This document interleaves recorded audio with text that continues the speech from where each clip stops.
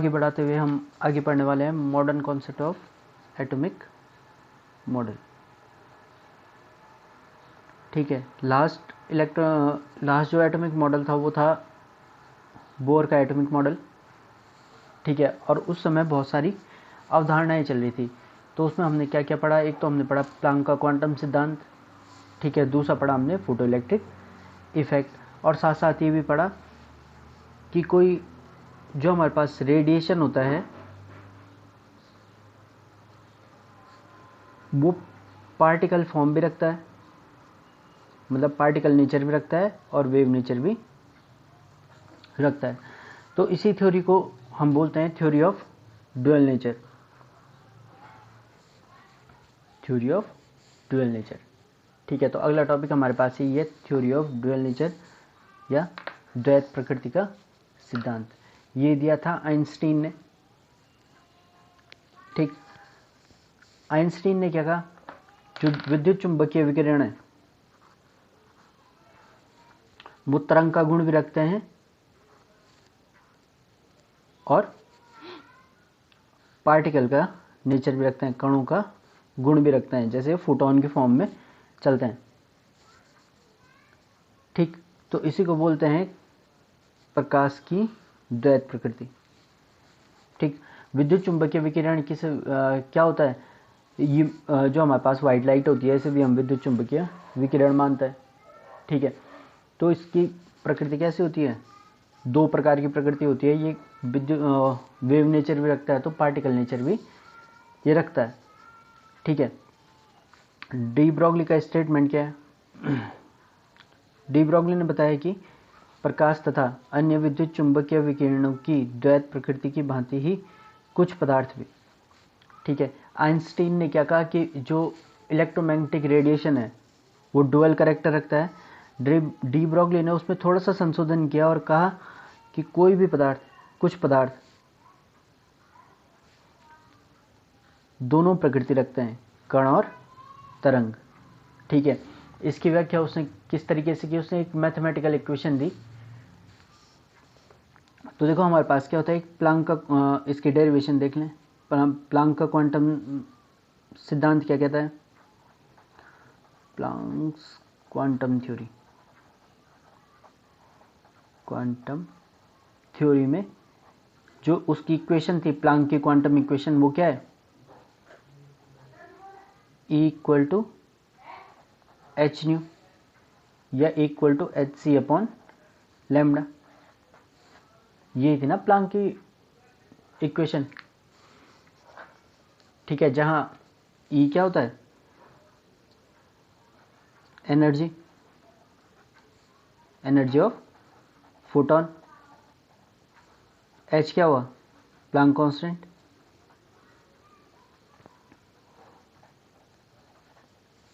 New क्या हो गया, फ्रीक्वेंसी। C क्या हो गया, स्पीड ऑफ लाइट। ठीक, और लैम्डा हो गया वेवलेंथ। ठीक, इसी के साथ साथ आइंस्टीन की इक्वेशन थी। तो आइंस्टीन की इक्वेशन क्या है, E equal to M C square. ठीक, तो E यहाँ पे एनर्जी हो गई, M और C को हमने यहाँ डिफाइन किया हुआ है। तो इक्वेशन 1 इक्वल टू इक्वेशन 2 रख सकते हैं हम, एनर्जी के टर्म में। तो ये हो जाएगा E equal to H C upon lambda equal to M C square. ठीक है, और C से ये स्क्वायर कैंसिल हो गया, तो ये हो गया हमारे पास क्या, E equal to H upon lambda equal to M C. और क्या हो जाएगा, अगर जो हम E को हटा दें तो इतने वाले टर्म की तरफ हम ध्यान देंगे, तो क्या हो जाएगा, lambda equal to H upon M C. ठीक है, तो ये तो था हमारे पास किसके लिए, इलेक्ट्रोमैग्नेटिक रेडिएशन के लिए। यहाँ पे जो लैम्डा आता है, लैम्डा को बोलते हैं D Broglie wavelength. D Broglie wavelength. ठीक हो गया। और अगर जो हम बात करें, देखो जो इलेक्ट्रोमैग्नेटिक रेडिएशन है वो स्पीड ऑफ लाइट से चलता है, इसलिए हमने यहाँ पे इसे c कांस्टेंट माना है। अगर जो हम किसी और पार्टिकल की बात करें तो लैम्डा इक्वल टू हो जाएगा h/mv, जहाँ v क्या हो जाएगा, स्पीड ऑफ पार्टिकल। ठीक है, तो ये होती है हमारे पास de Broglie wavelength, lambda equal to h/mv या लैम्डा इक्वल टू h/mc। ये मैंने बता दिया, ये किसके लिए, इलेक्ट्रोमैग्नेटिक रेडिएशन के लिए। ठीक है, और ये सिंपल पार्टिकल के लिए, सिंपल किसी पार्टिकल की अगर जो हमारे पास क्या निकालनी है, वेवलेंथ हमें निकालनी है, तो यहाँ से सवाल कैसे आते हैं, इससे वैल्यू पुट करने वाले सवाल आते हैं। ठीक, बस हमें वैल्यूज़ आइडेंटिफाई करनी है और फॉर्मूला में रख देनी है। ठीक, तो ये था हमारे पास डुअल करेक्टर किसका। देखो डुअल करेक्टर कहाँ से आता है, पार्टिकल का करेक्टर हो गया हमारे पास मास, ठीक है, और लैम्डा हो गया हमारे पास वेव नेचर। ठीक, तो यहाँ से हमारे पास दोनों चीज़ें आ जाती हैं। इसी के साथ साथ जब डी ब्रॉगली वेवलेंथ आई तो उसके साथ साथ एक समस्या उत्पन्न हुई। ठीक है, समस्या क्या उत्पन्न हुई, बोर के एटॉमिक मॉडल में कहा गया कि न्यूक्लियस के चारों ओर इलेक्ट्रॉन एनर्जी लेवल में घूमते रहते हैं। ठीक है, अब अगर जो हम इस इलेक्ट्रॉन का की पोजीशन और दूसरा स्पीड एक साथ निकालनी हो, स्पीड या वेलोसिटी एक साथ निकालनी हो, तो हमें क्या करना पड़ेगा। तो यहाँ पे क्या करते हैं, एक एक्सिस मान लेते हैं। ठीक है, ये ओरिजिन हो गया, ओरिजिन में हमने कोई एक एपरेटस लगा दिया जो इलेक्ट्रोमैग्नेटिक रेडिएशन इस एटम में डालता है। ठीक है, तो इलेक्ट्रॉन को आइडेंटिफाई हमें करना है, तो यहाँ से रेडिएशन जाएगा, इलेक्ट्रॉन पे टकराएगा और वापस आ जाएगा, तो हमें एक सिग्नल मिलेगा, तो हमें पता चलेगा कि इलेक्ट्रॉन यहाँ पे है। ठीक है, यह इलेक्ट्रॉन कहीं पे भी है इस ओरिजिन के सापेक्ष। ठीक, पर यहाँ पे कुछ समस्याएं हैं, इलेक्ट्रोमैग्नेटिक रेडिएशन एनर्जी की फॉर्म में चलता है, और मतलब एनर्जी ये रखता है। दूसरा, इलेक्ट्रोमैग्नेटिक रेडिएशन की फ्रीक्वेंसी या इलेक्ट्रोमैग्नेटिक रेडिएशन की वेवलेंथ। तो इलेक्ट्रोमैग्नेटिक रेडिएशन जो यहाँ हम क्या करेंगे, इस इलेक्ट्रॉन के आइडेंटिफिकेशन के लिए डालेंगे, उसकी वेवलेंथ होनी चाहिए बहुत कम। ठीक है, और फ्रीक्वेंसी अपने आप ही क्या होगी, हाई हो जाएगी। ठीक है, तो हम वेवलेंथ ही की बात करेंगे यहाँ पे।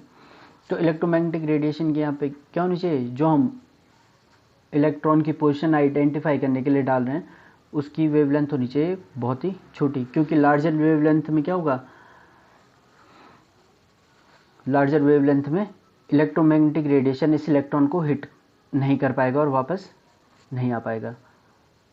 ठीक है ना, पर साथ साथ क्या होता है, एक फॉर्मूला हमने पढ़ा E = hc/λ। अगर जो लैम्डा का मान बहुत कम है तो एनर्जी बहुत ही ज़्यादा होगी।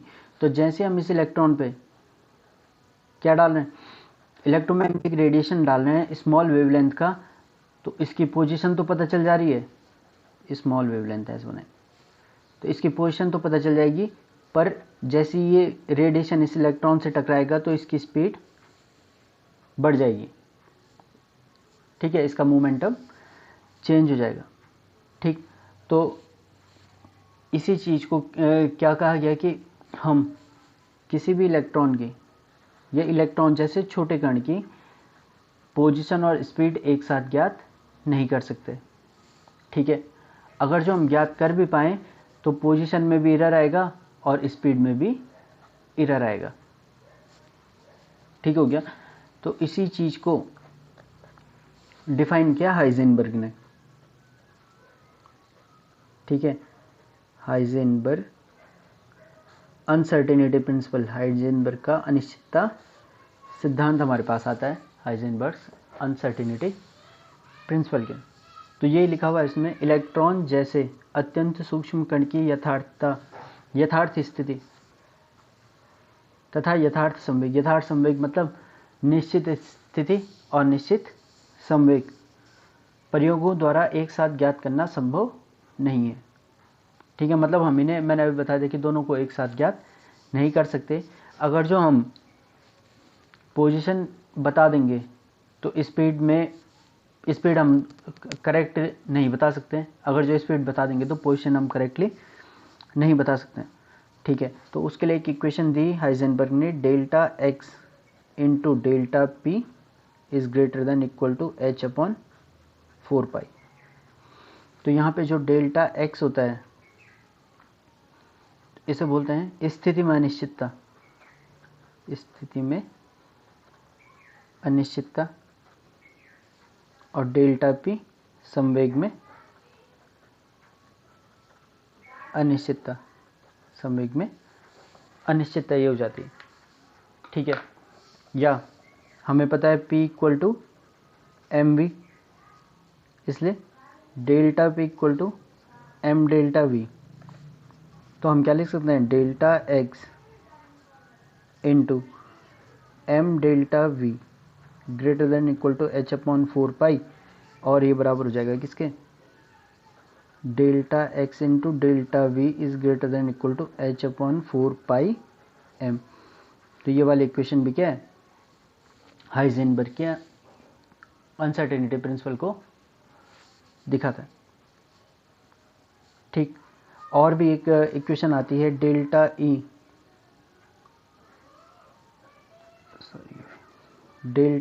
Into delta T is greater than equal to H upon 4 pi, या delta E into delta T is greater than equal to h cross upon 2, ठीक है, जहाँ एच क्रॉस बराबर होता है एच अपॉन 2 पाई,